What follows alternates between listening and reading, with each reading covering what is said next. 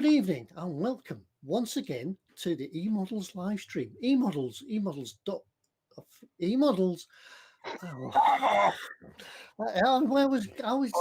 professional just for a minute. Hang about, we can start again. Professional tonight, and I wasn't going to be caught out or anything, and I wasn't going to be doing anything silly. I was just going to introduce everything, and everything would flow all night professionally. So it's eModels. eModels.co.uk.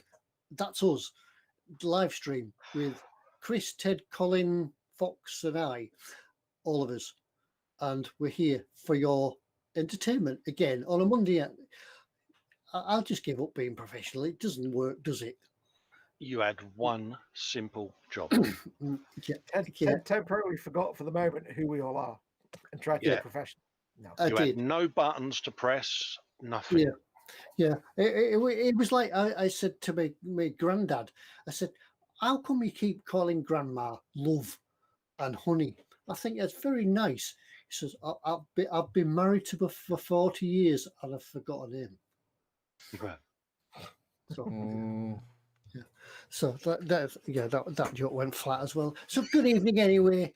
Welcome. It's just an shut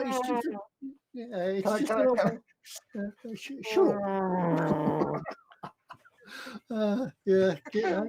I'll give up my Canadian humor. I'll give up being a comedian. Just hear the coyote and the crickets in the background, can't you? You see the tumbleweed going across the set. I'll never be another Peter Kay. But anyway, good evening, welcome. It's us again. Yes, just a normal live stream again tonight. It's your chance to ask us questions. Chat along in the chat.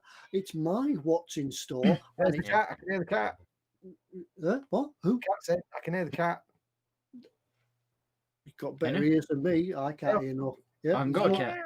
Yeah. We have already got a question from Andy M. He says, Chris, Ted, Colin, Foxx and I, says Ted. Does that mean there's 5 of you? No, there's still the 4 of us. It's just Ted's so good, he counts himself twice. Yeah. Yes, that's how it goes. That's a good one, that. Yeah, that's how it goes. But yes. I is really just a placeholder for the day when eventually Tony will join us, potentially. Maybe. Yeah, that's it. Yeah, we've got the little cards. There's even a little icon in the corner for Tony that we'll get to eventually. It's like when you have a seat at the bar for a fallen comrade, but he's not actually fallen. He's just not here. just doesn't turn up. Is Tony turning up tonight? Well, it's about 30 seconds to go, and I don't think he's coming. I think next week it's Tony's what's in store. So yeah, week off. Yeah. It's my what's in store this week. And there's a chance to win a prize as well. Not from the what's in store, but there is a giveaway at the end of the show. I can give that much away, can't I? Or should we? Oh, yeah. I was going to say I should have asked at the start. Are we keeping it a secret? But, I think the idea is to ask and then do, rather than do and then ask if you can do. Yeah. I'm really not very good at this. Fuck. Yeah, I'm going to turn off my camera now. I'm going to have a lie down in a dark room. I'll go put my red hat on. Looks like Compo, doesn't he? Oh, if it's hat time, I better put my hat on. Yeah. I've got my hat on this week, isn't it? Chris, have you got a hat tonight?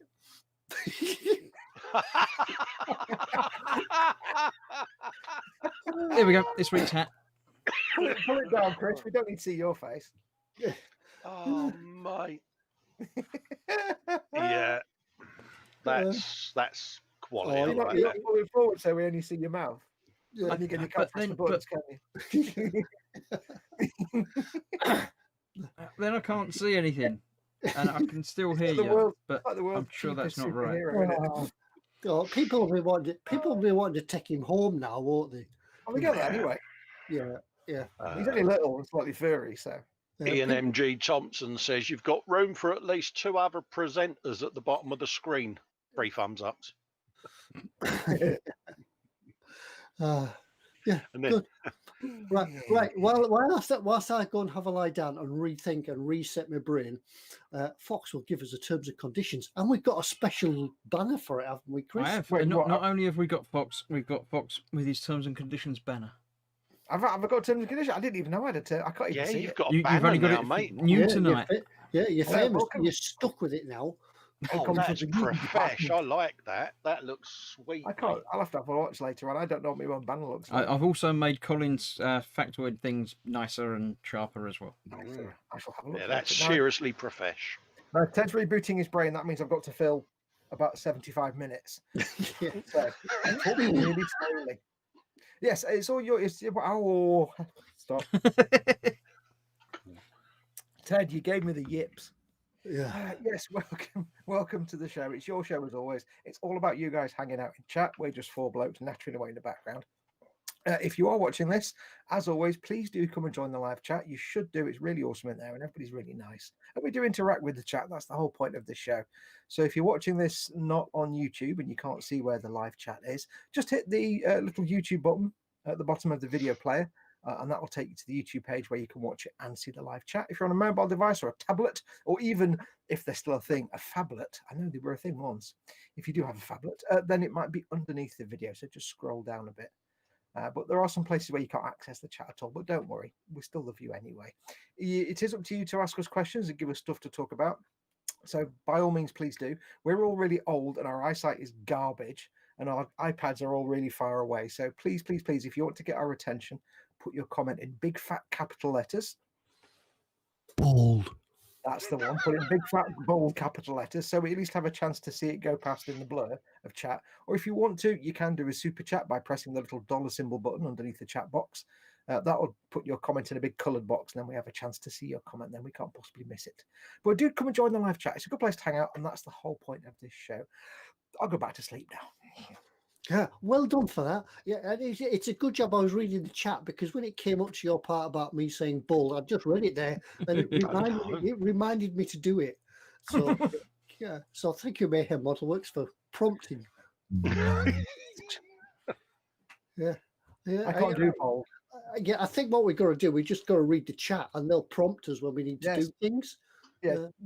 In fact, you know, like when they have a thing where like Twitch plays a video game, and it's basically all the people watching a Twitch stream a video game input things in chat to make the game do stuff, so the people watching it control the game. Why don't we do like, you know, YouTube does eModel show? Why don't we get the people watching to tell us what to do? Do we actually trust our viewers? Yeah, that could end really badly for a family-friendly show, couldn't it? Yeah. Let's not do that. Not that. I mean, maybe some other time, he says, backing away from it. Like, Ian Thompson says, in case you thought Chris couldn't get any cuter, it's a fine line, but I can get just a touch cuter than this. Yep. And B3 says, don't pander to the others, Chris. You don't have to wear a hat if you don't want to. Good one. Yeah, it's when Gemma gets worried that Chris starts wearing these hats after the show. Yeah, he starts walking around the house with them. Whoa! What happens on the mile stays on the mile. Absolutely. We've heard all about Chris's role play activities. Yeah. Oh, Chris, not the Pikachu again. Oh no! Just noticed this one's got the last one had a hole in it like that. But I think it's when there's a knock at the door and he goes running to the door and forgets he's got it on. It's so you can put your baubles together. Oh. You've got to slip your ball through, and then it does it up like that. Oh, that's even better. Which of you guys? We've all either currently or at one point had like a magnifying visor. Have you ever answered the door with forgetting you've got that on and walked away thinking that guy probably thought I was like Buffalo Bill or a serial killer or something? Yeah. There's nothing but like, oh, I wish he hadn't seen that. The weird professor that greets you at the door with just open the door and be like, it puts the lotion in the basket. It's if you got your face mask on as well. Oh god, yeah, that'd be great. Yes, hello. Massive giant eyes in the magnifier. Hello. I only do eyes. Lord Bartley says he thinks I'm a council worker with a hat on. Yeah. I got the hat. It arrived from Amazon the other day. The wife said, why did you buy that? Why did you buy a red hat? Because I needed a red hat. Ted, what you need to do is take your glasses off, pull the hat all the way down, then put your glasses back on again. Swan Vesta. It's like cheap Spider-Man. Yeah. Now everybody's out of focus. Cheap Spider-Man cosplay. Yeah, there we go. Right. Yep. So have we done? Yeah, we've done the terms and conditions, haven't we? Because we had a bright, sparkly new banner for that. Brilliant. Yeah, I know. I think it's just time for what's in store, and then we're done, basically. Yeah, Absolutely, mate. Yeah. So it's across now to Colin and Fester's factoids of the week. Yeah, Fester's factoid first. Chris, we'll have one of them, shall we, mate? Yep. On this day in 1972, Skylab 3, carrying a crew of 3 astronauts, was launched from Cape Canaveral in Florida on an 84-day mission that remained the longest American space flight for over 2 decades until a bloke called Norm Fargood broke it aboard Mir in 1995. There you go. Yeah, I remember Skylab because I think it fell to Earth in about 79, didn't it? Absolutely. What do people want first? Should we go for births first and do deaths last? We'll do hatching, matching, and dispatching. Yeah, happy days. Right, let's have a little looky-loo. Who was born on this day in 1852 was a bloke called Maximilian von Frey. And he was an Austrian physiologist who studied the sense of touch, providing the first comprehensive information about the cutaneous senses. There you go. About the cute what? Cutaneous senses. What? Who's cute? What? Is it Cutaneous? Cutaneous, isn't it? Cutaneous. Yeah, that's the bloke. Who's cute enough? What? Yeah, do your act, Chris. He's got you on freeze frame on his 50-inch screen. Got another birth for you. Now, this one's a good one. This bloke's a French physicist who was. I've got to have a word with my dentist. Pronounce the Y. Physicist. And he was born on this day in 1841. And his name was Jules Louis Gabriel Voily. And what did he do? He determined the fusion points of palladium, platinum, and gold. There you go. Oh, have we got a third birth? Yeah, we'll go for him. Gene, even. I like the way you form your mouth to try and get the words to come. Your entire face prepares itself. It's like one of the machines that you press and Play-Doh comes out of, isn't it? You think the word's going to come out the same shape as your mouth? Oh, mate, I've tried to just get a nice little bit of effort going, you know. This bloke was Jean Laurent D'Alembert. And he was a French mathematician known for his work in various fields of applied mathematics, in particular dynamics.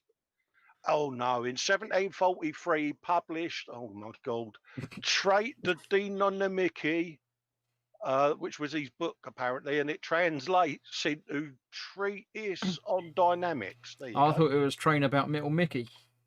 So that's your births. I bet that's sat on the shelf in the library for a long time. Cool, yeah. Could you imagine me going to the library and asking them for that? I dread to think what I'd end up getting. On this day in 1982, at the ripe old age of 86, a Russian mathematician called Pavel Sergeyevich Alexandrov. Yes. Do you actually think you got that right? I think I did, yeah. You're a communist. We need to run you out of the country. Yeah, they'll have me on trial at one of these committee places. And what was he doing? He studied related physical and abstract elements that remain unchanged under certain distortions. There you like go. a nice abstract element. Whoa. Who else have we got? Oh, should we go for him? Albert Francis Blakesley. There you go. An American. That's an easy one. Absolutely, mate, because I've got a good one underneath. This bloke was an American botanist and geneticist whose international recognition began. Giban, that must be that bloke from China. Began with a PhD degree thesis on his discovery of sexuality in lower fungi. Sexuality. He wrote Sexual Reproduction what's that say? In the Macorininae. I bet that was a Yeah. stormer. That sounds like a blinding book. Yep. And the last death was a bloke, an easy name again, Frederick Gardner Cottrell. And he was an American educator and scientist who invented the industrial electrostatic precipitator. Ooh. Oh, Precipitation. Wow. Precipitation. Precipitation. You can't revive it. Is that like that machine that Donald Sutherland had with Kate Bush for Cloudbuster? That was a precipitator, wasn't I it? think it was, mate. Yeah. I think I might have a bit of the old Russian in me, you know, because I'm all right with them blokes. It's just English words I Well, the thing is, you do like a bit of two-tone, and I'm sure that means you're a Marxist. So Oh, yeah. you look a bit like Alexei Sale, a little bit. Hello, you John clearly- got pneumo. Ah. You're clearly a communist. What? I don't know what you mean. Is it just me, by the way? But whenever you hear the name of Donald Sutherland, the actor Donald Sutherland, is it just me that the first thing in my head is that picture of him from whatever that film was, where he's going like that? Yeah. In my head. Invasion of the Body Snatchers. Is that where it was from? Yeah. At the end of it, he got. Yeah. The worst perm and cardigan combo you can imagine. Oh yeah, but yeah, it's all I can ever see when I hear his name.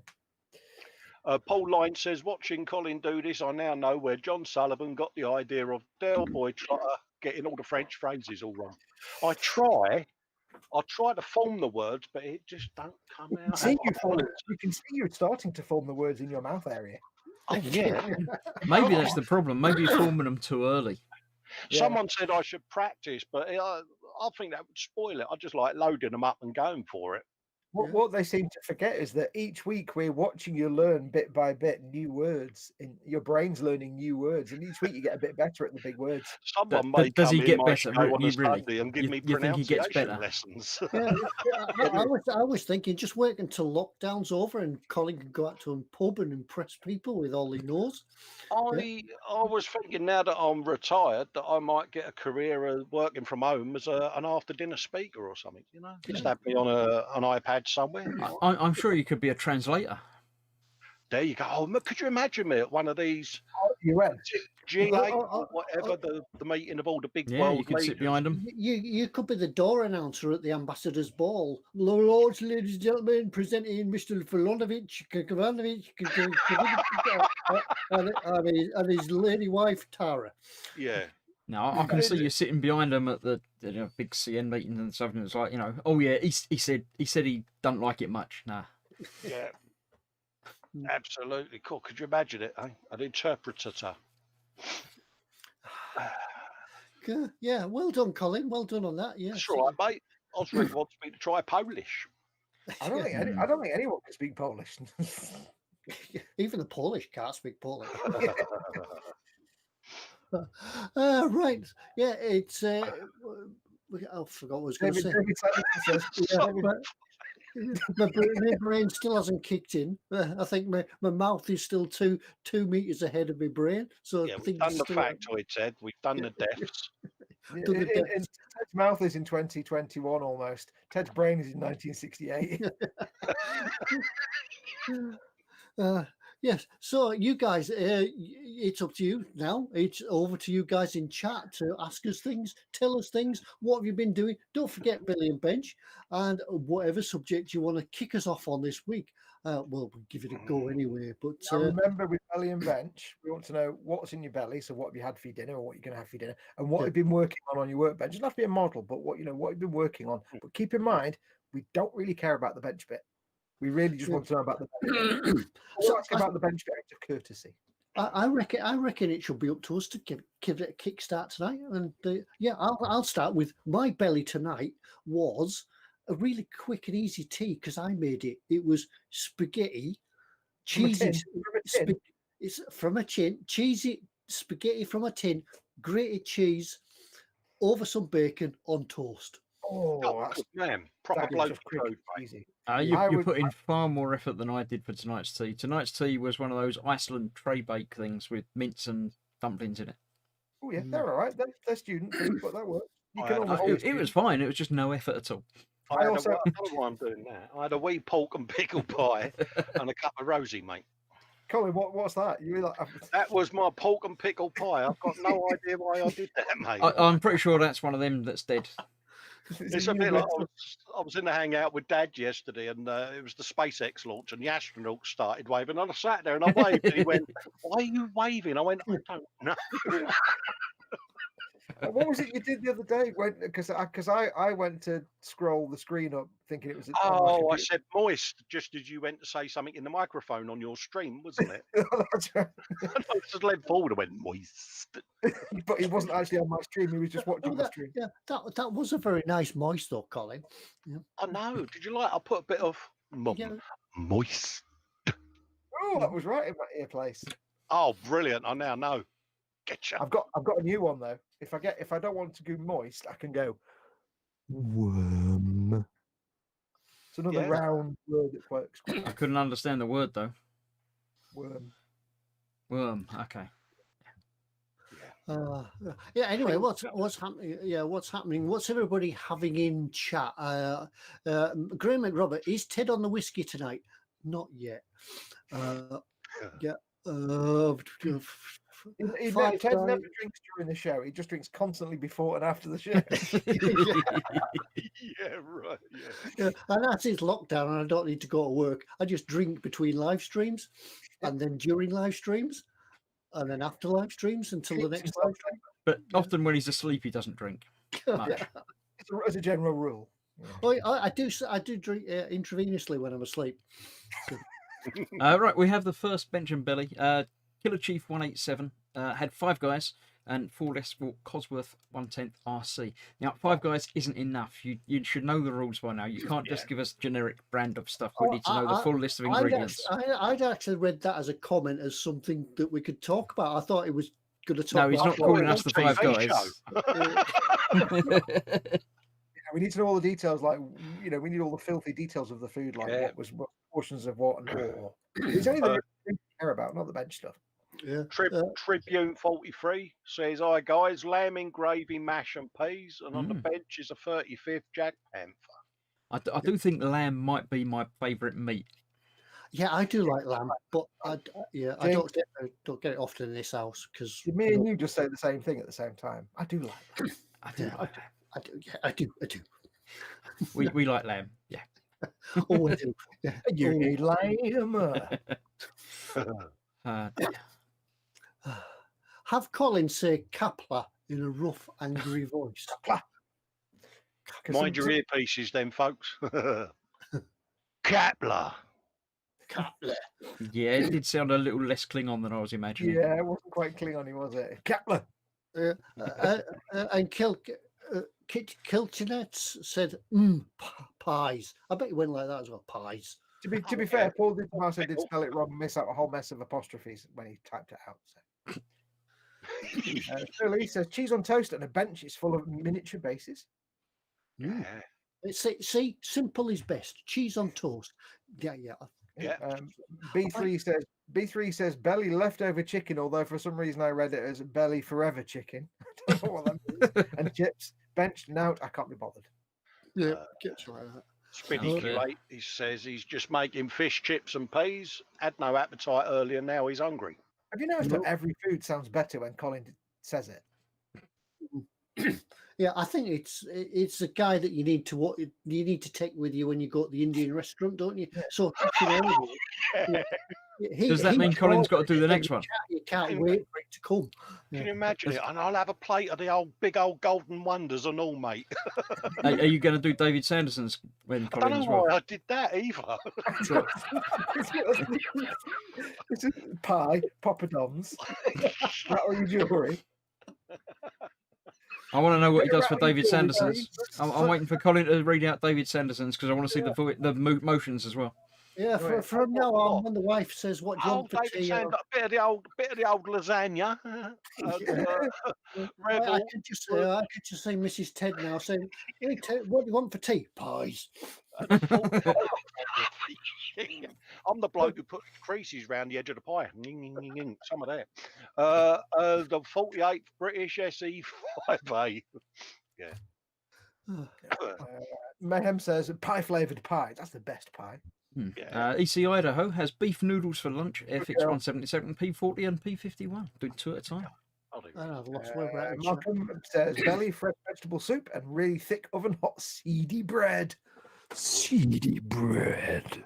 And bench, I don't know, Patrick. I've lost. Tim Young, belly, chicken casserole with boiled potatoes, carrots, wine, and tiramisu. Tiramisu.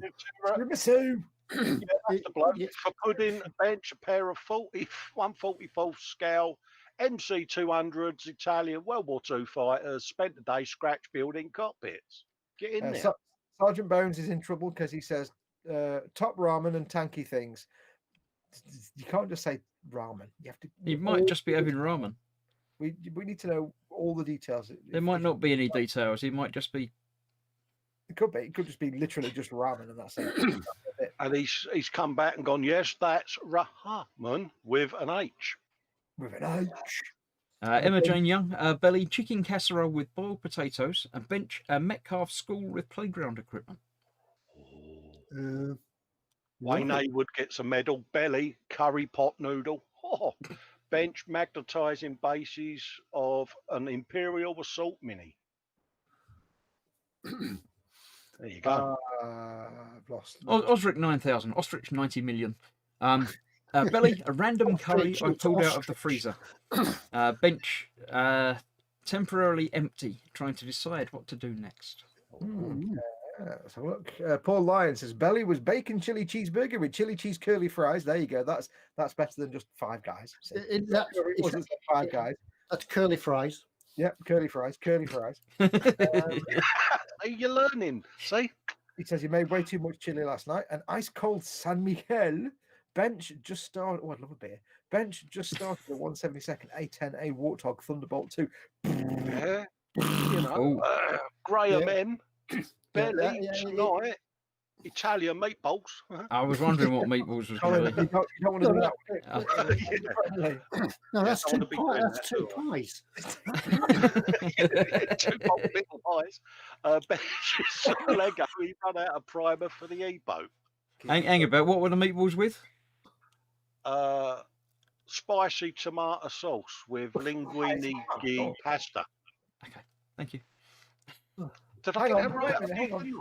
If it's Italian meatballs and spicy tomato, that means it's a spicy meatballs. Spicy meatballs. Spicy meatballs. In fact, isn't that the symbol for anything Italian? The spicy meatballs. It's a me, Mario. I've just Can we not Italy, get upset everybody? Yeah, I've just defended all Italians everywhere. Mayhem Model Works has Butcher's Choice beef burgers with chunky steak crisps, chips, and fried eggs. Ooh. Burgers. Yeah. I know people can put fried eggs on burgers. Well, I've never done it myself, but does that work? It does. Yeah. Yes, it works. Yeah. They've got to be running eggs as well. Hang about. Ted been waving his hands around too much. The video it came back. Wasn't me. Glenn Callan says roast chicken about to start Tamio 114th Volvo tow truck. Oh, nice. No. And Ian Thompson says belly roast chicken carved by me with rice, peas, carrots, sweet corn, and gravy. Bench nout. Bench packed up. He literally says nout, which means he's a good northern lad. Points. Michael Jackerman, belly Burger King double bacon cheese XL LG meal. What's the name? LG meal. Burger King is still building ours. Haven't built Burger King bacon double cheese XL. Yeah. LG meal. I don't know about the LG meal bit, but large, Chris. Oh, large meal. Okay, yep, fair enough. But bench Golden Hind now complete, starting on masks and rigging tomorrow. Yes, it's the bacon double cheese XL is the burger, and it's a large meal. Right. I didn't get the. I was too many abbreviations that confused me. I really wish we had I've said it before, but I really wish we had a Burger King around here because I love Burger King. I've got no way to get Burger King without driving to Warrington, which is not going to happen. Anders Ericsson, bench, Panzer IV's got its colour and camo, and weathering's coming up. Belly, spaghetti, and a pair of hot dog. Sausages for lunch and a sandwich with some coffee this evening. Can we just have spaghetti again? Because I like the way you suggest spaghetti. I like the way you suggest Italian blonde, Swedish blonde hair. Yeah, well, yeah, it's years of having my own lustrous locks. That's what it was. When you So is coffee like that? Or Coffee's is a bit tea? of that, and beer, tea's a bit of that. So Yeah. there's Yeah, a tea difference. would have coffee to be can't that. be that because that's beer, and coffee can't be that because that's tea. Ah, see, but I'm So teetotal, anyway. So yeah. that's tea, isn't it? Tea. Yeah, What? tea's the old pinky, in it. Yeah, Tea sugar. Coffee is just like that's the universal symbol for coffee. Edward Leonard is having London broil. I don't know what that is. And mashed potatoes in belly. Yeah. Bench Imperial Knights, Caddis Rex. Yeah. London broil. broil's a bit like boiling, but not for long, innit? Is that What's a just- London broil? London broil. Is that just where he done it? Don't know. Is that, no, you two guys are Londoners. You should know. No, not yeah, heard of but that, I mate. I'm a pie mash and liquor man, mate. Well, hang on though. Where is Edward? Because if it's outside the UK, it might be one of those things that's a British meal that's not actually a British. I'm pretty meal. sure he's not in Yeah, London. because outside the UK, people still think we walk around dressed as Victorians and drinking Pims, don't they? Yeah, So it says you with that hat on. Well, you haven't been to Cumbria. to the rest No, of the that's world. Royston Vasey up there. Me and Chris travelled up the eModels, didn't we? And we noticed the diminishing amount of electrical lighting and things like that the further up north we went. And the increasing number of ferrets. Yes. Yeah, it's true. There's ferrets everywhere. I've got ferrets all over the camera. They're just behind it. You can't see. But even Ferrets the as far writing as on the the eye can road see. looked old, Chris, didn't it? Where it just had Yep. the north. Yep. Yeah. Yeah, well, No, you read that wrong. It said ye north. Ye oldie northie. Yeah. it just said turn back now. But it was written in old English font. It was that long ago Yeah. that it was painted, you know. If you come up this end, everything is sponsored by Robinson's Brewery, so it's all brown and white. Phil Lewis says, Belly, half poppy seed baton with good quality ham, and rather than rubbish ham, good quality ham, and delicious salady components, topped with mayonnaise. Bench working on the interior for the new Polar Lights Star Trek shuttlecraft. Oh, so sounds a lot of salad in that, really, doesn't there? Yeah, can't be right. We have a serious question. Oh, serious question. Let's sit up. Everybody sit. Sunday best now. Peter Diamond, welcome, Peter. In the chat says, hello, new to weathering. How do I make pigment stick? Can you use a plastic mix? No, what I would use is pigment fixer. Yeah, pigment Yeah. fixer. That's Pigment fixer. Da, da, da, da, da. Yeah, at a push, you can use Tamiya X20 thinner. Yeah, at a push, but usually it doesn't. It's not as hard wearing. Or you can use varnish, clear coat, something like that. But pigment fixer is the best stuff because it sets it rock hard. Yeah. If you're putting the pigments on, if they're like loose pigments like a powder and not like the Tamiya weathering pastels, then I've done various different things. If you get the pigments and brush them on the model, and then you get some pigment fixer on a brush, and you just touch it, you just dot it, and you'll see the pigment fixer spread out, and it works its way into all the pigment and locks it in place loosely. It's not permanent because once you finish the model, you then give it a coat of matte varnish, and that helps lock it in. If you watch on this very channel my knackered old Ford Transit Italeri Ford Transit kit build, I show putting on oodles of weathering powders underneath on the underside of it, but I mix them into matte varnish. So I coat the bottom with matte varnish because it's supposed to be mud. I paint loads of thick, heavy matte varnish on it, and then I just dump the pigments on it, and it all dries and seals with the pigments in place. There's different ways you can do it, but it depends what you want to do. If you're doing light pigments, just fix it with that, but then varnish it at the end. Usually you'll find with pigment fixer, it won't alter the color of your pigment either, because some of them do. So if you use thinners and things like that, it'll water your pigment down and it'll sort of wash it out. So yeah. But I would, if you're just doing like light dust, say you're doing, I don't know, a World War II Panzer IV, and it's in European German grey, European theatre German grey colour, and you've done like a light dusty sand colour as a pigment on the bottom, just to suggest like dry dust and dirt. That's a really nice effect. It's quite subtle. That would just be held in place by the matte varnish you put on the end. You wouldn't need to worry about pigment fixes. If you're caking it onto things like say tracks and wheels, and you want that clumps of earth look, that's where you can start using pigment fixer to lock it in, and then you can actually use your pigments as well to like texture, like rust and things like that. If you have a look at my Panzer IV build, when we get onto weathering the latter half of this the build series, when you look at the weathering of the exhausts and things like that at the back, that's all done with pigments, and it adds particularly on that larger scale, it adds like a texture. It adds textures to it rather than just colours. So yeah, you can build it up till you get a really thick mud effect, or you can just colour and paint like that. So, And one other thing you can do as well, and people don't realise this, there's nothing stopping you having a small pot of oil paint or enamel thinners, taking a brush full of pigments, dump it in the thinners, and now you've got a wash. And when it magic dries, wash. Yep, and when it dries, the thinners will evaporate away and leave very fine, thin pigment in all the recesses, as if it's like dust that's accumulated. So you can apply it that way. And again, just make sure any pigments and stuff are typically the last thing you do on the model, because then the next step is just to matte varnish it or gloss for whatever you're doing to seal everything in with the matte varnish. So yeah, that will hold it in place. Yeah, pigments are wonderful things. You can do lots with them. People are frightened of them. A lot of people won't use them. Oh, but they're a godsend, didn't they? They're brilliant things. But definitely watch on this channel. Definitely watch Ted's Panzer build. Panzer 4?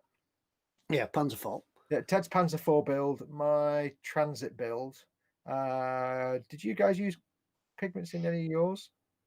I think I used it on the mail tank. I did, and the cat for the eModels. I might have used some on the Zaku, but I don't know for sure. Yeah. And the kind of pigments you can get are things like the Tamiya weathering pastels. They're like little sort of compact type things. Yeah. You don't need to use fixes on them because they're kind of sticky, but you do need to seal them in afterwards. Because they're a different product again from the pure pigments. But yeah, get a shed load of them. You can never have too few pigments. Yeah. Easiest weathering you'll ever do is do a tank and then just get a load of ammo by make dark earth and just slap it all over the model. Slap it on. Yep, touch it all with some pigment fixer and then varnish it. It looks like soil. It smells like soil. It's amazing stuff. All right, enough of the proper modelling stuff. Back to the food. Nebbo's in. Nebbo says, almost with correct, stuff. It says, Belly, the other half of the roast chicken bench. Doesn't mean that. The roast chicken punctuation, people. Other half of the roast chicken bench. A Riffield Sherman tracks 6 parts per link, 76 links per side, 912 parts to clean up. That sounds like fun. Yeah, I've got that in my stash, Nevbo, and I think it might now be staying there. Do you know, somebody put a comment on one of my videos of the day saying that the Eagle transporter kit was too complicated and badly designed. I'm thinking things like that with the 6 parts per track link, and yeah, that's not complicated. Yeah. That's complicated. Yeah, and nobody wants a kit with half a dozen parts and it's finished. Yes, let's have a challenge. Yeah. Modelmaking. And Thompson says, "Wow, sounds like you guys know what you're talking about. Who knew?" Yeah, we didn't. Yeah. Oh, Edward's come back with London broil is a thick top round steak steak broiled then cut thin at an angle against the grain, served medium rare or rare. That sounds very, very nice. It does sound nice. Yeah, I've not had that, mate. I've had blue steak before, but a lot of restaurants don't like doing blue steak now. HD Barnes says, Colin, you used a lot of pigments on your cat. Yeah, cheers for reminding me, buddy. When everybody else remembers. The funny thing is that when you do a build, as soon as you finish a build, you move on to the next one, you forget. So often I'll find this the same. The people who've watched our videos remember more about our builds than we do. Oh, absolutely. I did some edits on some of my early videos, and there was a technique on one of them, and I'm like, I can't remember doing that. Yeah, I did one thing where I said, I want to, and I said, so I didn't show the process, but I said, now what I'm going to do this, which is basically this, and then I didn't show it, and I'm thinking, how the hell did I do? I don't even know how I did that, and so I didn't help myself at all.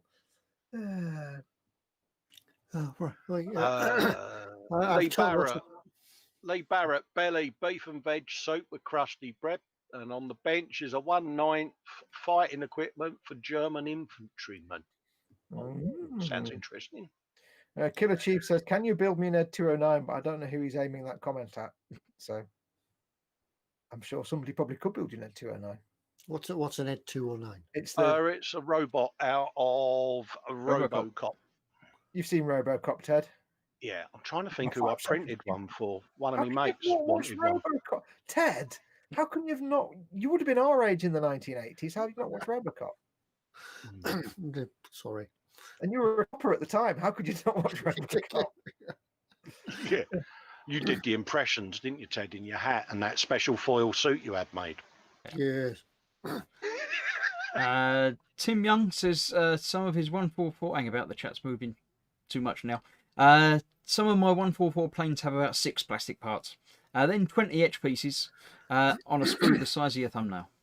So yeah, that's not many parts in the actual kit, but you can go overboard with extra stuff. Yeah, I'm just trying to find out where we are in chat. Where are we? Is it my turn? Right, so we've done that. Yeah, we do apologise if we missed some of your comments in chat because it seems to be moving so quickly tonight. Well, we've got a spam in chat anyway. Vincent's in, Mr. Lofts. Hello, Vincent. All right, mate. Yeah. Michael Jackerman, Ted, is saying that he used your pigment technique on his Panzer IV exhaust, and it looks fantastic, guys. It does. It really works out well. Yeah, good. Asks, is that an Orc bomber on my bench? Yes, I'm most of the way through building an Orc, a Warhammer 40k Orc. Well, it's kind of a bit of a hodgepodge. So it's not really a WASDAKA bomber blaster. It's like a WAS bomb DACA jet blaster boom blast bomber. It's got the intake from one, and it's a hodgepodge of all of them. Also, I've been told that Orc should be spelt with a K in Warhammer. Yes, in Warhammer, in 40k, it's spelt with a K. In Sigmar, I think it's spelled differently. I think. We have another real modelling question coming in. Oh dear Lord, really? Put my hat back on. Yeah. We've not put paid to this the last one we did. Do we need to get clipboards out because it's a legitimate modelling question? I've got a clipboard. Question: why does the airbrush splatter? I had been painting a colour and switched to a glossy clear, and it was spitting out. I did run a cleaner in between. Soft and not good enough. No, you need to clean. Yeah, because it's spitting, it's dirty. It's field strip it. Yeah. The other possibility is, well, when it's dirty, of course. If there's stuff in there, if there's crap in the barrel that's dried or semi-dried, and then occasionally it'll break off and splat out, so you're spraying the dried crap from inside. The other reason it might do it is if the paint's too thick or the pressure's too low. Imagine trying to push, you've got a hose pipe that sprays water out nice and neat, but if you then try and spray, say, syrup out of it, it's going to go because there's not enough pressure. So it normally means clean it out properly, full strip down, get your little cleaning brushes, or the paint's too thick or the pressure's too low. Yeah, you'll sometimes find what happens as well. If you've been spraying one colour, you might run a little bit of cleaner through it, and it'll give you a clean. You'll think it's clean. You'll then start spraying another colour, 5 minutes or so, and you'll be fine. And then after about 5 minutes, some of that dried paint will release, as Fox said. Some of it will release and shove itself forward and get stuck in it'll start sputtering. The quick colour change cleaning thing doesn't really clean all the paint out. When you like Ted says, you do a quick colour change and you run some cleaner through it, it gets rid of all the liquidy paint that's in there, but there's still gunky stuff all the way around the little bits of the inside and on the needle that will dislodge. Basically, if you're having any trouble at all with an airbrush, the first step is to clean it properly, fully, completely. Then it might be all right. I've done it myself. I've tried to do a colour change, complete, finish one colour, quick colour change, blow it through, and I think you're getting away with it, and then it starts, and you've just got to tip the paint out the paint cup and start. Absolutely. I think that's why so many of us, as we get more into the hobby, end up with multiple airbrushes, don't we? Because you can do your colour change just by changing your airbrush. I know it's a bit exotic way of doing it, but it can save time, can't it? Ooh. Yeah. The other thing to keep in mind as well is it can also be caused by the same thing that causes tip dry. If you're painting for a long period, especially if you're painting white, you get paint that builds up on the needle tip and it dries up and cakes, and then you'll start finding that you're not spraying very much paint and it's really struggling to get through because the whole thing's got gunked up, and then occasionally that will break off and splat. So very important, especially if you're painting white, but any other colours when you're doing it. As you're spraying, because I tend to spray with the crown cap taken off, so I can see the needle. So as soon as you notice that the whole thing is looking like paint, it's the colour of the paint, just get a cotton bud, get some thinner or some isopropyl alcohol, and just very carefully and gently rub it along the needle as it steps around the crown where the needle comes out near the nozzle, and just get rid of all that excess paint.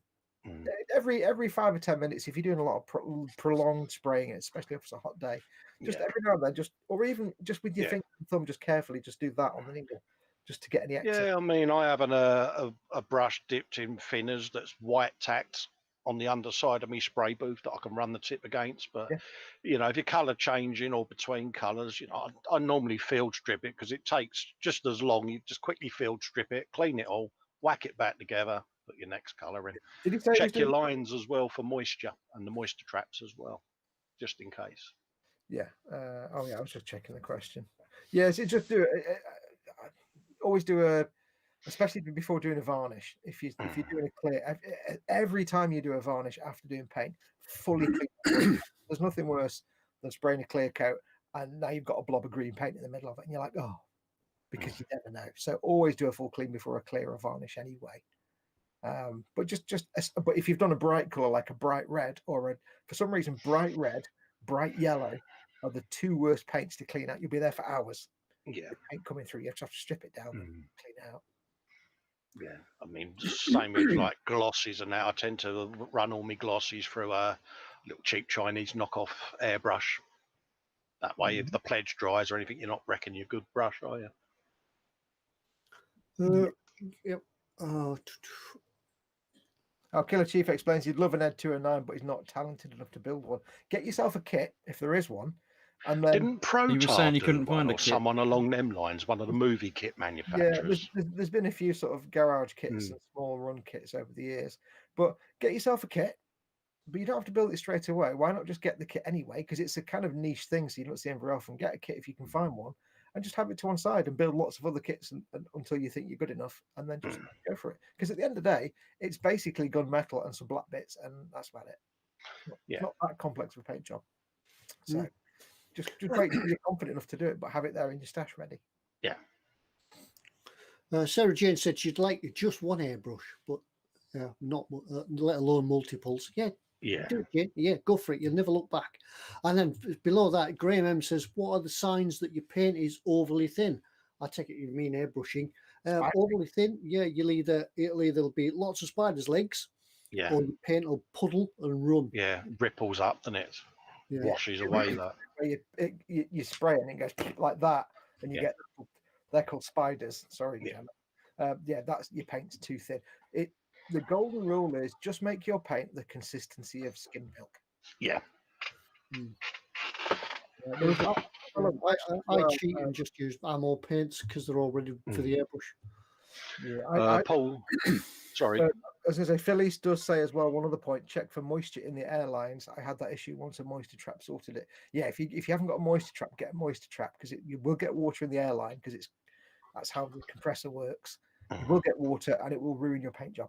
You'll be like, spray, oh, because there's water in there. So get yourself a moisture trap as well.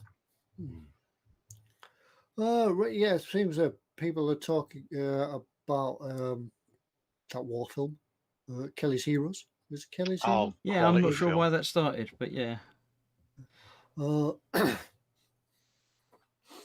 else? Japanese cheap one. Yeah, get an airbrush. Yeah, you will never go back. Well, yeah, I mean, most of us, we've been accumulating our airbrushes over sort of 20, 30 years of doing the hobby, haven't we? So, I would say as well, if you are learning airbrushing, or if you're new to it, I wouldn't necessarily jump straight into Ammo by MIG paints. They're kind of a bit more advanced than regular acrylics. So if you are just starting out with airbrushing, stick to your Viejos and things like that. Ammo by MIG are great paints that just require a very specific way of being applied. And if you don't get it exactly right, or you're trying to apply them like a normal acrylic, you might get orange peel or shininess. So they're just a bit finicky. They're really nice paints. They're just a little bit need to do it. So, but if you start out with something like Viejo, they're a great range of paints. Yeah. As Mayhem says, get yourself a gravity-fed airbrush. Yeah, absolutely. Well, that's the other thing. Yeah, that's the other thing. If you've got a siphon airbrush, which is the bottle at the bottom, then that's your problem. You need to throw that away and get a gravity-fed airbrush with the pot at the top. Yeah, we're getting rather serious in here. Modelling questions, Ted. Who would have thought it? I think Ted's arranged it specially to get all the model making questions in, because we might forget it's his turn for what's in store. Yeah, we haven't forgotten, Ted. Yeah. Well, it seems like I shared the what's in store before, and you didn't attempt to answer it. Never I mind. attempted. Oh, I forgot. I totally forgot because I saw what you put in for what's in store and then had to go and find out what the prize was. So Yeah. Well, yeah, it's a bit random, but so we've got another 5 minutes or so, and then we'll go over to what's in store. So, what else? What else do we usually do? Yeah. So it's back to the guys in chat. Let's see what's happening in there. So, what else have you been doing? Sarah says she's been modelling for years, but never had an airbrush. But yeah, go get one, Sarah. Put it on your Christmas list. Yes, you never know. And it's Black Friday coming up, isn't it? yeah. There'll be some deals. Yeah. If you haven't, B3 says it'd be a waste to get a primer just for, an airbrush just for primer, though, wouldn't it? You can paint other things. Not really, because you know what really sucks is when it gets to November and you've got like 10 models needing priming and you've got to do rattle cans and it's raining every day. Yeah. You can't prime anything in the garden because it's cold and wet. But you can prime indoors. Yeah, I had that problem painting the Titanic because it's so big I couldn't get it in here. Have to do it in rattle cans. Had to wait for about a month. Genuinely, although I delayed building it, had to wait for about a month before I could get a fine day just to go out and paint. But also keep in mind, of course, you're paying £5 or £6 or up to double that for a can of primer, which you'll do on a couple of models. With an airbrush, I've got a 750ml bottle of Ultimate Primer I've had for about 2 years. You'll use a lot less primer if you airbrush it. So it in the long term, it makes economic sense to use an airbrush. But if you are looking at, if you've never had an airbrush, for anybody there who's watching and has been thinking about doing airbrushing but hasn't started yet, and you don't really know what do I need, what compressor, give the guys at eModels a call. They'll be happy to give you some options. Just tell them what your budget is, and they'll get you something to fit around that. They're not going to sell you the most expensive airbrush and compressor straight away. They'll start you off with something good, and all the stuff they sell is good. So if you're not sure, just give the guys a call and say, look, I want to get an airbrush. What do I need? Here's my budget. Put things in my basket for me, and they'll get you sorted out. Tribune 43 has another model making type question. Oh, dear Lord. But it's not a difficult one. It's, do you guys add to your stash as limited kits come out for fear of missing out, or wait till you fancy a particular subject or kit? I'll start with that in that I haven't added to my stash for the past year or more just because I've got enough, and there's no kits that have come out that I've been like, oh, I must have that. But I think if one did come out that I really wanted, then yes, I would add it to the stash rather than waiting. With me, if it's a kit that just takes my fancy and I think I'll enjoy building, I just grab it, whether it's limited or not. It's just that, I don't go, oh, this is a must-have kit, I'm going to buy it to sort of collect. It's buy to build, isn't it? So I mean, I've done it, but not very often. I've got like a Games Workshop Sly Marbo figure that was only for sale in like the shops for 1 or 2 days, and then I bought it because I needed it, even though I didn't have any intention. But it then went on sale. I've also got a Citadel tint set over there, which they stopped selling, so I found one for like 20 quid. Now they go for like 70 quid. It's just a set of tints. Yeah, it's like I'll have that because it's anymore. As for me, I always denied having a stash, and then suddenly one appeared. I seemed to have a stash that just appeared from nowhere. Magic. It was just it just happened that, especially if you go to Telford, you always come back with something from Telford because you want it and you see it and you buy it, and that's it. That's and a stash of 3 or 4 models developed. But I don't go out and buy them because it might sell out. If it sells out, hey ho, whatever. Yeah, if you miss out, you miss out, isn't it? It's one of them. We do know people who are like cripplingly crippled. That's terrible English. Cripplingly crippled by FOMO, by fear of missing out, and who will happily admit, they have to have the thing. Yeah. If it's limited edition, dear Lord. It's surprising though, Fox, isn't it, when you start acquiring a stash, how quick it gets out of hand. Well, it's surprising how it was never an issue until I started doing Warhammer stuff, and now they have the things that only come out on store birthdays or only come out for so long, or things that are going out of production, and it's like, oh no, but I've never given into it. But it does. No, I mean, someone's there saying, do we buy to build or buy to keep? No, I always buy to build, but I always set myself a limit where I wouldn't have more than 10 kits, and then suddenly it become 20, and now it's 60, and it's overrun, and I'm like, I've got to I'm not buying anymore. I'm just going to build and build and build. I mean, I do it slightly differently because I do buy to build for myself, but I also buy to sell. So I buy and build them and paint them and then sell them. So yeah. Although not this year, from next year possibly I will start doing things like that's limited edition. I'll have that because then I can build it, paint it, and sell it. Yeah, absolutely. Yeah, it makes sense because it's your livelihood at the end of the day. Yeah. So if you've got a kit that costs £20 and it's like limited run, then once that's out of production, you can then build it, paint it, and sell it for 10 times that because it's limited and it's fully painted. So that I will have to at some point start doing. I suppose we're in an ideal position because we're in a situation where we'll get a kit from eModels and we can build it and we don't have to keep it, so it can go back. Absolutely, which is it's a perfect arrangement, really. I do Talking of which, by the way, just because of fear of missing out and limited edition, just to remind everybody, the Bandai Millennium Falcon that I built, the perfect grade, the one with all the water slide decals, that is a limited edition that's no longer in production. They don't make it anymore. They make one with stickers. So if you've been thinking of getting that kit and you want the one with water slides because it's awesome, they've got them in stock at eModels now. But once they've got, I think if I remember rightly, they bought pretty much most of the remaining UK stock. So if you've been thinking of getting one and it's in stock at eModels, especially with Black Friday coming up, snag it now because once they've sold out, they probably aren't going to get any more. It's not in production anymore. They don't make it anymore. It was made for about 6 months. Yeah, you'll see them, and I bet you'll see them that once eModels sell out, they'll be starting to pop up on eBay or other auction sites at ridiculous prices.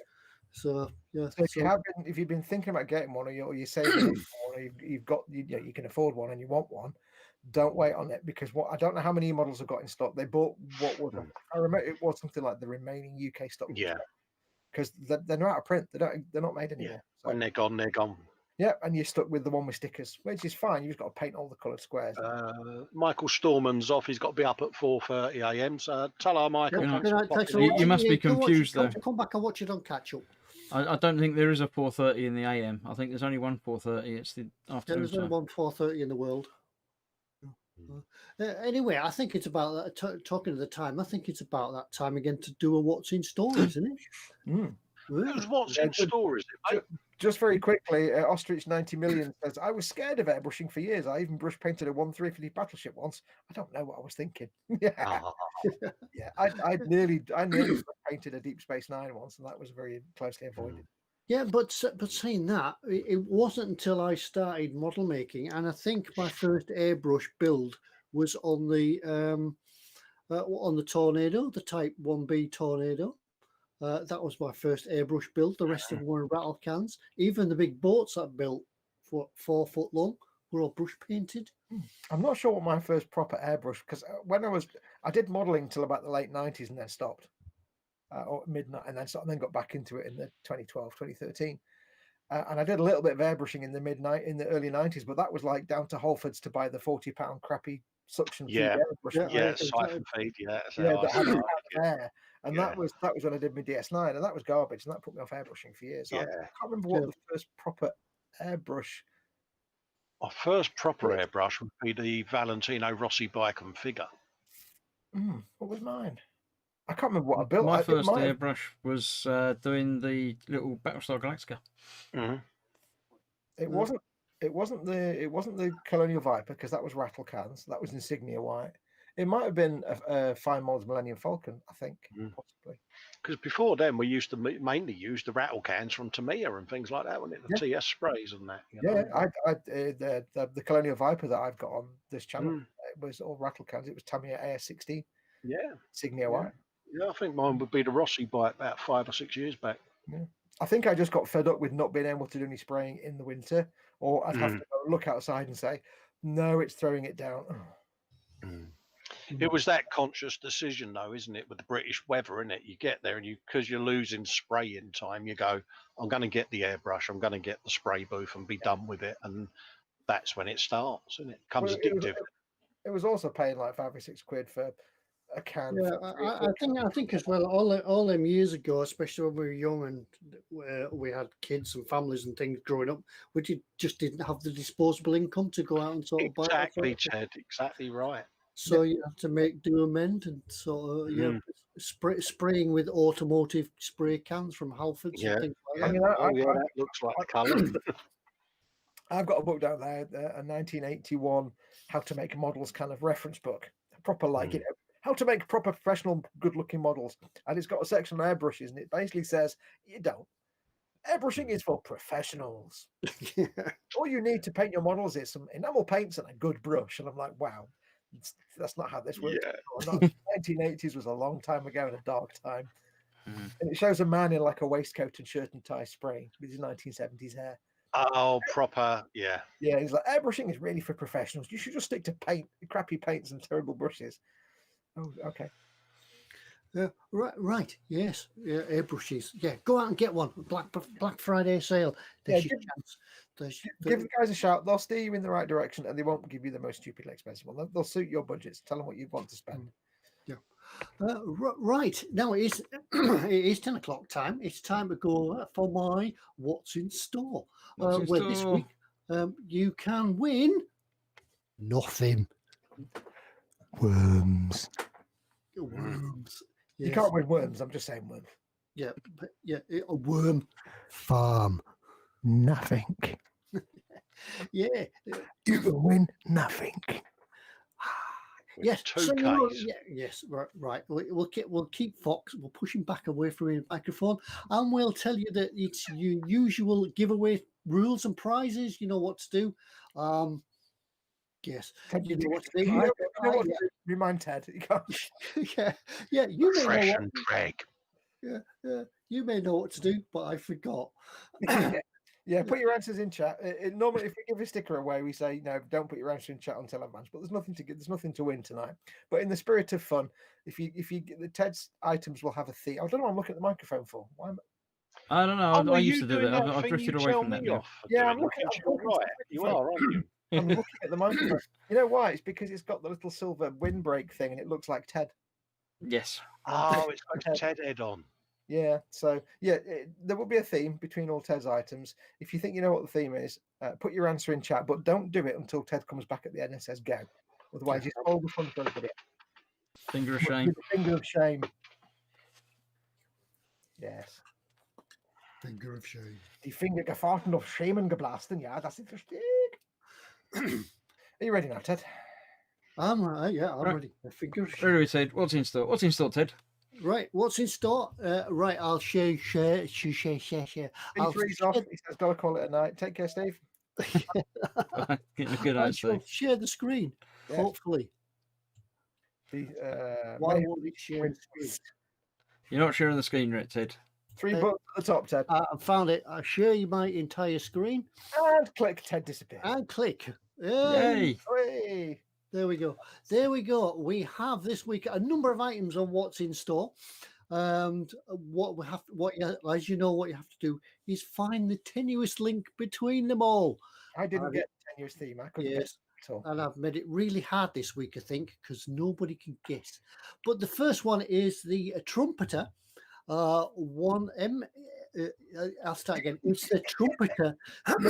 Numbers, they get him every time. Yes, I'm really mixing things up this week. Yeah, it's the trumpeter M1127 Striker reconnaissance vehicle RV. Yeah, reconnaissance vehicle. Is this the one that you built for the Striker build? No, it's yes, I did a Striker build. It's on this very channel. I did the Striker to look like the one from Metal Gear Solid 4, to look like Striker. But it wasn't this. It was a trumpeter. So it'll probably be the same kit, but they do a few different Striker kits, and they're all basically the same kit with different bits that you put on, different variants of Strikers. So I suspect it will be exactly the same kit, but with other sprues to replace the parts that aren't needed. And it's a brilliant kit. It is a really, really nice kit. Lots of detail. I've been building trumpeter for a long time now, and they are exceptional type kits. And you'll find there's lots of extra sprues in it because they might only want one piece of that sprue, but that sprue belongs to another kit completely, and you'll get lots of extra bits in there as well. It doesn't say anything else about it on this this page, But I can't remember the one I had. It was the one with. It looks kind of very similar to that, but it hasn't got the reconnaissance stuff on the top. It'll be the same kit, just with a couple of sprues swapped out, and it's really good.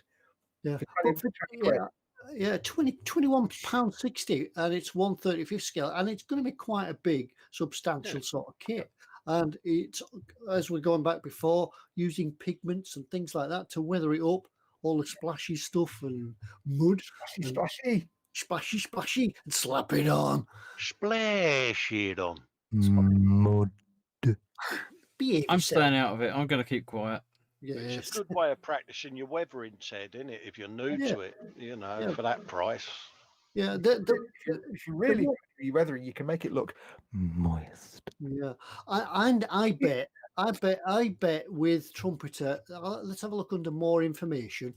Because Trumpeter kits they range from quite straightforward but beautiful to insanely complicated, and you can tell by the price. But even this one at 21 quid, it's still going to be fairly complex. It's going to be a nice meaty kit to get your teeth through. At 21 quid, you're going to have a nice kit, a nice substantial kit, because it's Trumpeter, and you're going to have, for 20 quid, you're going to have a paint pig, aren't you? But that you can practice on, really. Yeah. Oh, absolutely. You can practice all kinds of weathering. Or you can get this to greeble it up and make it into some kind of Warhammer vehicle if you so chose. I wondered when you were going to come in with that.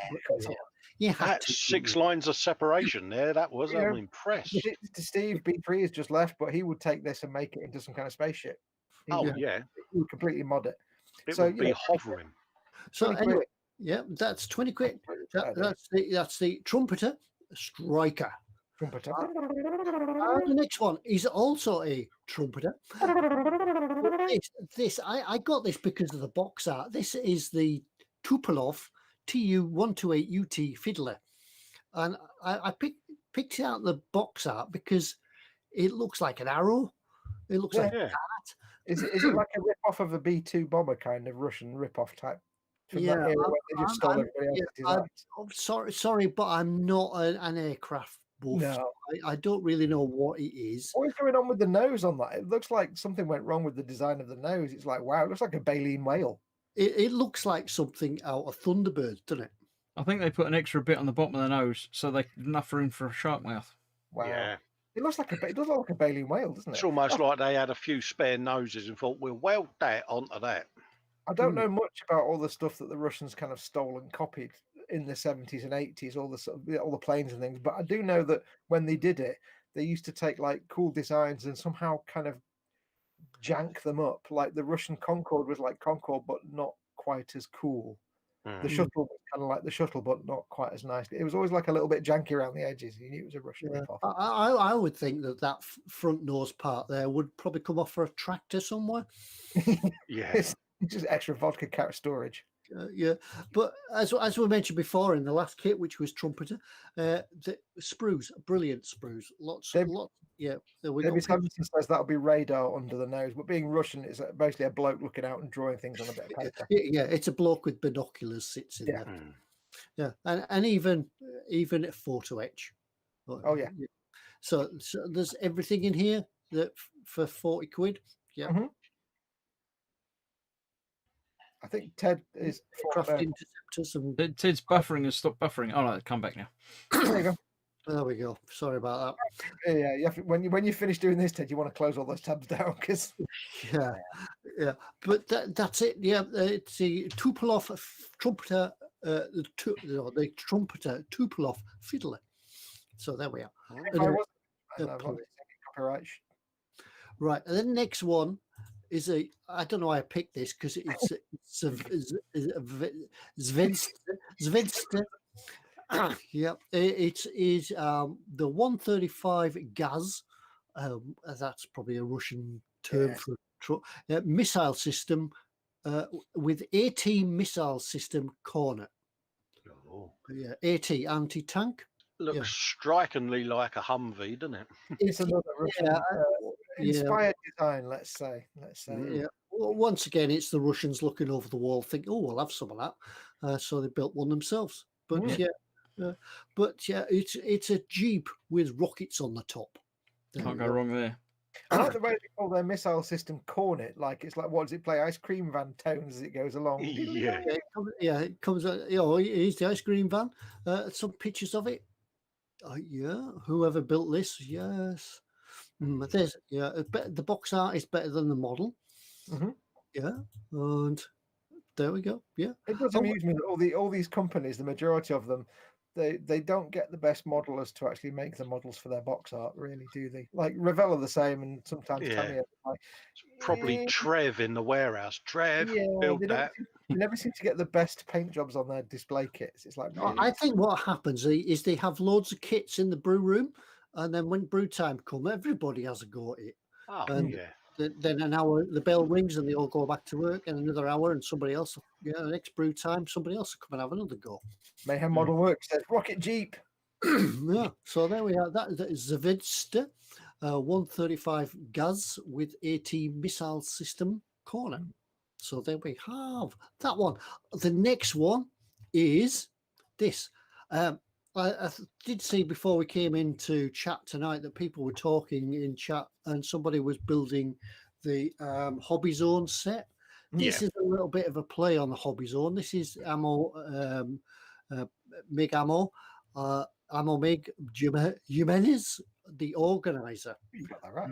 Yeah, I've got one of these. I've got the Hobby Zone organizer for paintbrushes, and it's the one I use most of. Everything. Oh, yeah. I've actually just ordered 6 more Hobby Zone draw sets because somebody sent me lots of paints, and I've got to find somewhere to put them. So I'm going to spend this week building drawers, I think. Yeah, these kind of like a slight assembled kit, like all desktop organizers and tidies, they are brilliant. They're more than worth the money. Whether it's Hobby Zone or anything like that, they're always really good. But these are really useful. As I say, I use mine all the time. It's right here within an arm's reach, and it's got all my paintbrushes in it. It's got pens in it. It's got scissors in it. Just remember, kids, when you do store your brushes, if you've got plastic tubes, store them brushes down. Only if they've got plastic tubes. Yeah, but mine used to have plastic tubes on, but they don't any longer. If they don't have plastic tubes, you don't care about them anymore. But if they have got plastic tubes, always store them bristles down. Yeah, I think this is what you get. You don't get that because that's 2 sets. So you do just get the one side, which is shaped like a bullet, but that's one shape and another shape. Yeah, and that's the double. So there. Don't forget though, we don't know how many of these they have in stock. You may have one, they may have 101. But if you like what you see on what's in store tonight, slap it in your basket. And don't forget, it's not yours till you check it out. You went all high pitched then, Ted. Did you sit funny? Oh no. It is not yours. Yeah, so we don't know. So if you get it in your basket and then you think, oh, I'll just go back and do something else, and you've only got one in stock, somebody else buys it, you're out of luck. It's gone out your basket. So get it in your basket and pay for it, and then it's yours. You can have it forever. Yeah, I reckon that Peter must have had an angry email after he sent one of these out because he's put brushes not included. Yeah. Oh yeah, that does actually suggest the fact it's so big on Yes. Yeah, I've been in situations where we've had to make things obvious like that, and in businesses I've worked for, that's because somebody said I didn't get any brushes with it. Oh, yeah. There we are. There's the Ammo Mig Jimenez brush organizer, and we move on to the penultimate. This is barrels. Fuel drums. Now, if you've built any vehicles of any type in your life, whatever, you will need at some time in your building career, you will need some diorama accessories. And what better to have than the Tamiya German fuel drum set? Them jerry cans. Jerry cans, millions of jerry cans. Yeah, Opel Blitz, Tamiya Opel Blitz is a brilliant kit, but there's like 1,000 jerry cans and barrels, and you're like, oh. Yeah. So I'm not quite sure. Do you get the little pump in that? Because there's little pumps and taps. I think you do. Yes. But these are the sort of thing where you might just use one jerry can, or you might just use one oil drum out of it, and then the rest of it will go in your shelf for another time. Absolutely. HG Barnes says, I just bought that Tamiya barrel kit. Yeah. Now keep in mind, of course, if you look at any Star Wars filming miniature, you will see half a Tamiya 135th oil drum. everywhere, or half a jerry can. The Millennium Falcon is covered in these little 1/35 jerry cans all over the place. And X-wings and the Y-wing, there's at least 4 of these oil drums cut in half on Y-wings. You see them all over them on filming miniatures. So they're really useful resources for all kinds of bits and dioramas, greebles, anything you want. Like you say, accessorise your dioramas, folks. Oh, yeah. You don't have to make a jerry can into a jerry can. It can be a greeble. Yeah. I remember, just because it's a German fuel can or a German jerry can doesn't mean that you can't put it on your American tank or anything like that, because these things were interchangeable and pinched and stolen and borrowed. So they could turn up anywhere. But they are £5.39, and you're going to get quite a few bits in there, and certainly half a dozen oil drums. Mayhem Model Work says Gasolinen gefahren. Das ist richtig. Get fuel with the kit, says Sarah Jane. Sorry, it threw me a moment there.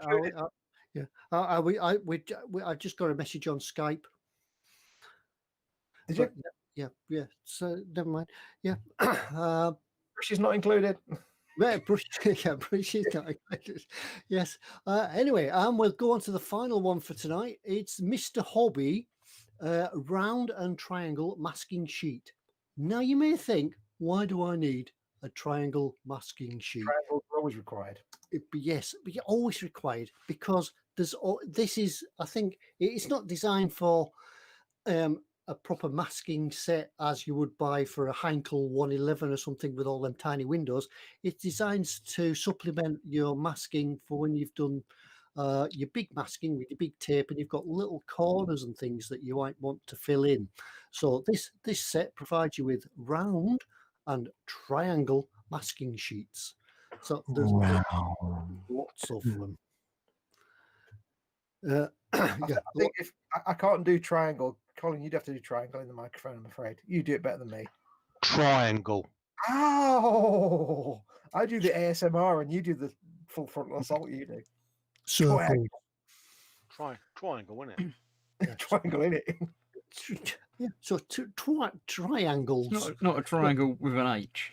No, it's a triangle because it's a thing. So he says this innovative masking tool can be attached tightly over small gaps to avoid leaving a bump or clearance under existing masking tape. There you go. That's what it's for. So your Mr. Hobby round and triangle masking sheets. Right. We'll have a quick run through just once more. We've got the Trumpeter M1127 Striker. Sorry, I was a bit slow there. We've got the Trumpeter Tupolev Fiddler. We've got the Zvezda 18 missile system. Yeah, we've got the Gaz with an 18 missile system corner. We've got the Ammo MiG brush organizer. And penultimately, we've got fuel drums. And then finally, we've got round and triangle masking sheets. I've just got what the theme is. It's all right. As you were. Find where you are, and then I'll get back to chat. And then if you think you know what this week's link is, it's a really tenuous link. So no, I like it. If your mind's working the same as mine, you can have a go, but go. I don't think anybody's mind works. I'm a little bit worried. It's just one of Chris's style tenuous. I'm a little bit worried that I've just got it, and I think it might be working the same way as my brain. So yeah. I haven't actually properly thought about it. Do we have the first one there? Yeah. Andy M, musical instruments. Yeah. All right. Yeah, it's the drum that rung it for me. So what well done, yes. And the runner-up tonight is Ian M.G. Thompson. He also wins nothing with the musical instruments. Well done. Congratulations. Nothing for everyone. Mayhem Model Works says, Mr. Hobby, Mr. Tools, Mr. Masking Kit, Mr. Tape, Mr. Sharpie, Mr. Sticky. Right, yeah. So, if you didn't know what the links were, we've got the Trumpeter Striker. I've got to do that every time, haven't I? I regret my decision. It's a new thing. Yeah, we had the Trumpeter Striker. Then again, it was also a trumpet fiddler. Yeah. Oh yeah. Then we had the Zvezda AT missile system cornet. Yeah. Then No, we I had, like it. It's good so far. Then we had the Miguel Jimenez brush organizer. Oh, Yeah. tenuosity. Very Chris-like. I'm impressed. I'm proud. Yeah. And then we had, obviously, what prompted it for Colin was the drums. And finally, we had the triangles. Yeah. So Yeah. there you. Yeah, you think Chris is bad? Yeah, wait till I get what's in. Mate, They I'm grow up impressed, so mate. fast, don't they? They grow up so fast and so You've had- proud. You've had such an effect on us now, Chris, haven't you? Because tenuous links are becoming a thing, isn't they? Oh, I've got to work hard next week, haven't I? Cool, yeah. No, wait, no, you don't, because if you work hard, it makes it even more obscure. Yeah. The thing that's weak is the fifth letter in the second word of every paragraph of text on each model's page. Wait, what? He'll get the Guinness Book of Records out next week, mate. We're going to have the most tenuous of links. The theme is all the numbers from all the titles and descriptions added together. Yeah, picking the what's in story is sometimes something that we often dread. But as soon as you get into the eModels website and you click on one thing, you ping, because the first the first thing that came up tonight was there was a set from Miniart of musical instruments. I was going to include it, but that would have been too easy. So then I just thought, oh yeah, let's do musical instruments. Now, I must admit, when you posted them to the chat earlier and I read through them, I couldn't get the theme. But a little bit later on, I was thinking, I might do musical instruments next week. So it must have been subliminally sinking its way through my brain. And so there we go. Right, yeah. What else are we going to do then? Foxx has got a thing, isn't he? there's a thing. Yeah, I'm just doing something very quickly and making a change to something. So Okay. give me 1 minute. We have a thing before Fox's thing. We stick around for Fox's thing. Are we padding out for a bit? Yeah, and Andy M says he's going to send us his address so we can send him nothing. You can send me an email actually, and we just won't return your email. That's simple. Wait, we never return emails anyway. David Moores is saying that Ted, you was nearly 3-2-1 level then, mate. Yeah. That's a compliment, that is. Mayhem saying every time Foxx did his trumpet noise, he was expecting the bat signal. That's an extra note. I took it out. Paul Lyons says he keeps seeing the Lurpak guy, you know. Yeah. Oh, yeah. Giving it I don't know why I did that. Why? Yeah, that's adverts for you, isn't it? Remember the remember the milk thieves, sort of the Humphreys, yeah. Don't get me started. The other day, I accidentally watched a 1982 advert, and then for the next I kid you not, for the next 7 hours, I sat in this chair watching 1970s adverts on YouTube. 7 hours. Yeah, I did the Cresta, the lip smacking Pepsi, and all. Yeah. Oh yeah, but there was lots of Humphrey adverts. Oh yeah. Watch out! There's a Humphrey about. Right, before we go down this, before we go down this rabbit hole, is Foxx ready with his thing yet? I'm ready. Yes, I'm more than ready. Yeah. So as Zadsa says, Accrington Stanley. We'll go. We'll be here for another 4 hours if we get on that. Exactly. Accrington Stanley. Who are they? Exactly. My mum says if you don't drink him. Let me play for that. We're moving on. Charlie says, rah, rah, rah, rah, rah. Is it locked on me? Yes, it's locked on you. We're ready to go. Get your thing out. It is time to have a giveaway now. If you're wondering what my last minute shenanigans were, when Ted said he had a little word from Pete Mate, who is the big boss, or well, Mrs. Pete Mate's the big boss, and Pete's the secondary big boss. I thought I'll have a look at that, and so I've been having a conversation, and we did have a giveaway, but that's been thrown away now, and we've got a better giveaway. We haven't got a giveaway. Oh. These guys don't know what it is. I do, because I read the Skype. So yes, we have a giveaway, and it's just been changed as we were sitting here talking. So what I'm going to do, I'm going to share my screen somehow, if I can remember how the hell to do it. Share screen, and we're going to do that, and I'm going to go to not that. There we go. Are you looking at my screen now? No, we're looking at you. Oh, are you? Oh, fudge. Hang on. Have you tried pressing the button that says share screen? Hang on. The one that I couldn't find. Hang on. It's just because there's a big camera in the way. I can't help it. That's the one. Right, there you go. Are you seeing? Oh, Yes. Oh, Now, I can't tell you what this kit is because there's a camera right in front of it. No, oh, this, look, we- oh, yeah, yeah, you this can is. you can look round the camera because when Oh, yeah, because you can't see me. We are giving away this week. We Mm. are giving away just at the last minute, thanks to Pete Mate and Debbie Mate, the two big bosses, who we love dearly, and they are awesome, and there may have been some alcohol involved. We are giving away the FX 124th Supermarine Spitfire Mark 1A. This is about the size of a dog, and it's a stonking kit, and we're giving this away absolutely free of charge, gratis, costing nout. Yes. What we're going to do, we're going to give it away next Monday. We're going to pick a winner. So we just need you to win this fantabulosity in a box that you can have fun making. Because let's just be honest, Spitfire is the most beautiful plane ever designed ever by humans. And it's a nice kit as well, isn't it? Yeah, it's a good kit. I think I can't remember if it's the reissue or not. Is it the remoulded one? Is it the one where they've been in and they've made some changes to the moulds and made it a bit crisper? I think so. I think it is. It says vintage classics on the box, but I don't know if that means. Yeah. Anders Ericsson says that's really awesome giveaway. Thanks, Pete and eModels. Yeah.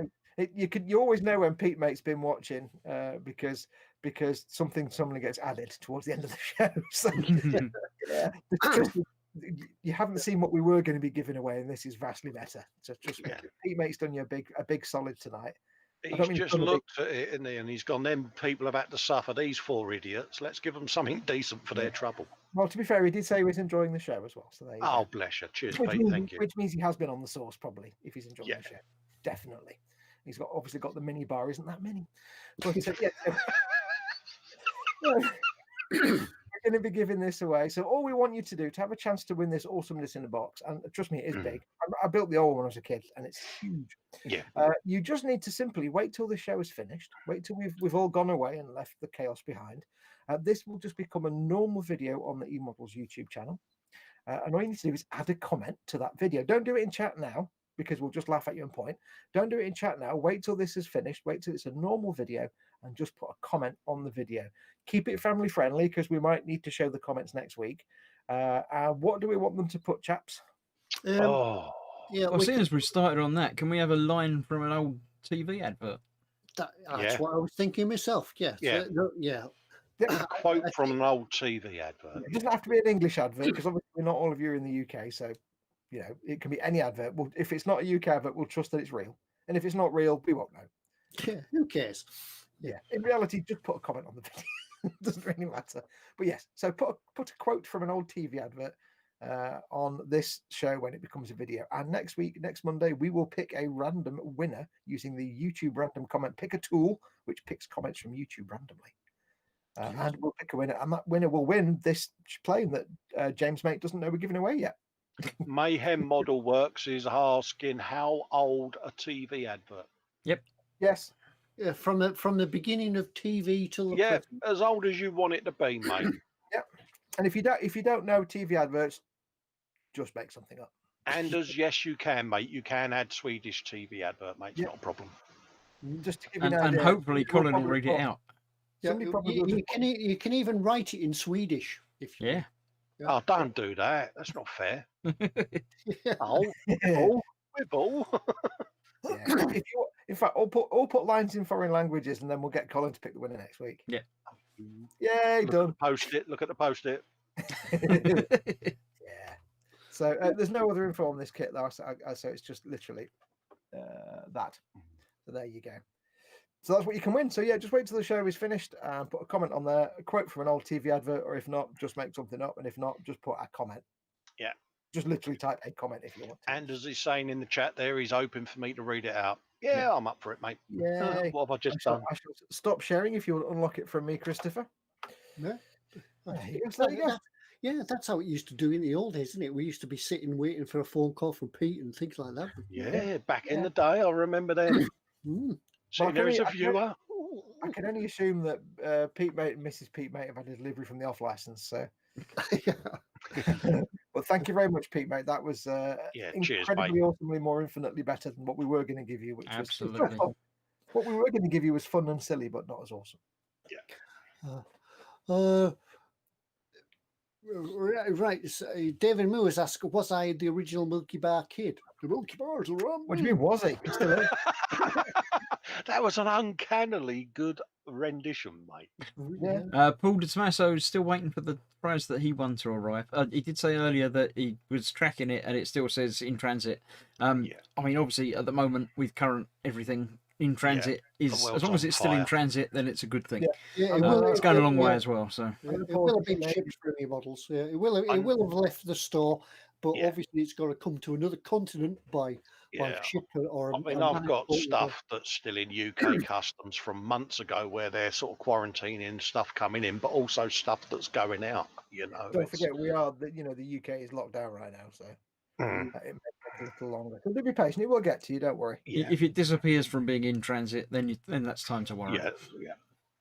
Yeah. Paul Di Tommaso says, "Where's the beef?" And in my head now, I'm getting a flashback to when I was trying to learn 3D animation in the early 2000s. The software I was using called 3D Studio Max had a little clip of a beef burger in a microwave. Oh my God, I remember that. And it was like the 3ds Max. Yeah, 3ds Max. Beef burger in a microwave going, "Where's the beef?" Yeah. You remember 3ds Max? Yeah, and Maya.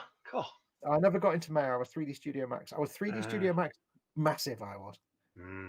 I used it to actually build sets for a comic strip. Oh wow! So I didn't have to draw in the backgrounds. I just built a bar or built a building. Yeah, Zad's saying he loves 3ds Max. Yeah, it's kind of made me want to install 3ds Max again. I mean, the copy I've got was back in like 2001, so it won't even work anymore. I was doing like I was like building a vehicle and then rendering it with cell shading and like outlines to fit in the back of a cartoon strip. So I had to build a load of 1970s American cars. It was great. Yeah, Dash Studio. Oh, yeah, Turbo Squid. You ever sold bought stuff on Turbo? Yeah. Anyway, this is a bit inside baseball. Yeah, brilliant. Yeah, right. Well, I think we've covered about everything now, haven't we? It's about that time again. Yes. So I tell you what. Oh, we haven't covered everything, Ted. Now this does require me going over there and probably making things fall off the shelves. Oh dear. You have no choice now. I'm going to show people what my next eModels build. And it's time to finish now. Quick. Let's all turn our cameras off and he'll think he's on his own. Turn it off before he comes back. When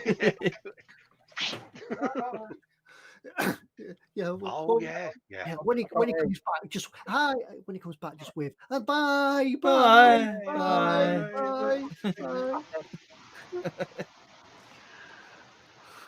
Look at him. He's looking at us going, they haven't just done this to me, have they? The trouble is he doesn't know if we're broadcasting or not now. Yeah, that went really well. Yeah.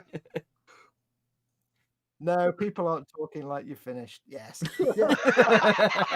I'm not that stupid. I am not stupid.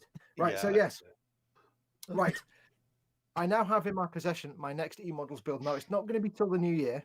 I'm not starting it anytime soon. I've got other things I need to get done first, but I can show you now what my next eModels build will be. All right, good night, everybody. Bye. It will be. Is it locked on me? Yeah, lock it on Ted, Chris. You don't want people to see it. I don't know why you don't want people to see what it is. You're getting all excited because you wanted to show this last week. We wouldn't let him. Can I show it yet? Can I show it? Is it locked on me? I think they've all gone. Oh, we cruel. Flips out and everything, look. Oh, it's Wibblekin. Ian Thompson says, quick, push the button. Yeah. Oh, mate. Fingers over your cameras. If you would lock it on me, I will show the people. You're ready. You're good to go. Okay, yes. When I said go, I don't mean go as in go, but go as in go. Yeah, go.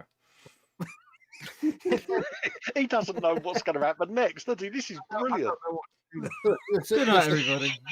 Anyway, yes, this is where they'll tell me in a minute. We have actually finished 5 minutes ago. Yes, it's not going to be until the year I get around to doing it, but I'll show you now. I am building this. Ta-da. The Imperial Knight Mechanics Rep Workshop. Just nod, Ted. Just nod like we know what it is. It's a Knight Preceptor dog. It's beautiful Imperial Knight kit with pilot. Absolutely, yeah. Know the one you mean, mate. It is mint. So that will be my next eModels build. And what I'm hoping to start doing is actually start doing some Games Workshop stuff for eModels guys, doing lots of painting videos for them. So that's going forward. I'll do lots of Warhammer tutorials and stuff. And they've got Warhammer now, and they'll be getting more stock in the new year. Are you over your excitement now? No, I'll be excited for months now till I paint it. Do we tell him that we've been off air for 5 minutes, or do we just let him think he's showing? Oh, we don't tell him ever. No, never tell him. You know I can watch it back, don't you? Yeah, I know. I know you can, but I know you won't. The thing is, if you're not starting it till the next year, you're bound to sort of build it before. Yeah, it's just one of those you're not doing any preparation in because you're not starting it till next year, mate. Yeah, I've got other Imperial Knights to build my own. I've got to be Baneblade first. Oh, Baneblade. Oh, Baneblade. Yeah, Baneblade. Yes, I'm going to be doing 3 models in the new year. My next eModel build. It's a great paint job. It's a good, fun paint job. So, look forward to seeing that. Yeah, jolly goodness. Right. Oh, right. Well, I hate you guys completely. You do know that, don't you? Are we done now then? Can we go now? It's time to go now. It really is time to go and say good night. Thank you, everybody. Thanks for joining in. Don't forget eModels.co.uk. eModels.co.uk. Yes, it's them. But go and have a look. Enjoy. Yes. But yeah, till next week, good night. Try to have a bit less broken. We really are going now, Fox. You can win. Yeah, we're really going now. Bye, everybody. Bye. Yeah, the sweat box is coming out imminently. We know. Should I not go now? Should I? And it should not go. Yeah. Good night, everybody. Before you press the button.